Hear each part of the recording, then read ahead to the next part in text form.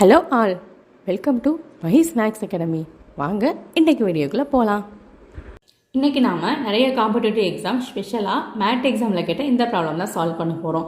இப்போ லாகுக்கு ஒரு வேல்யூ கொடுத்துருக்காங்க. இப்போ இதிலேருந்து கேவோட வேல்யூவை ஃபைண்ட் அவுட் பண்ண சொல்லியிருக்காங்க. இப்போ லாகுக்கு நமக்கு சிம்பிளாக ஒரு ஃபார்முலா என்ன தெரியும்னு பார்த்தீங்கன்னா, லாக் பேஸ் ஏ எக்ஸ் ஈக்குவல்ட்டுன்னு போட்டோம்னா லாக் எக்ஸு பை லாக் ஏன்னு எழுதலாம்.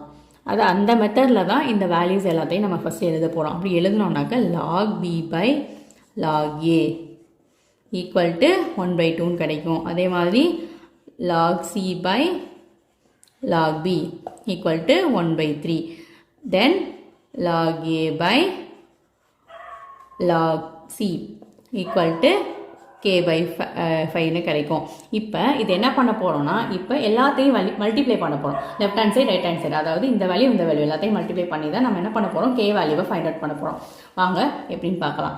So log B by log A into log C by log B into log A by log C equal to 1/2 into 1/3 into k/5.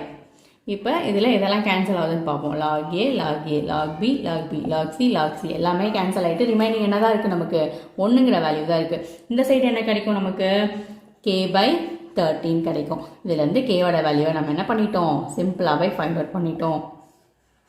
இது போல் மேலும் வீடியோக்களை பார்க்குறதுக்கு சேனலை மறக்காமல் subscribe பண்ணுங்கள். ஃப்ரெண்ட்ஸ் அண்ட் ஃபேமிலி கூட ஷேர் பண்ணுங்கள். தேங்க்ஸ் ஃபார் வாட்சிங்.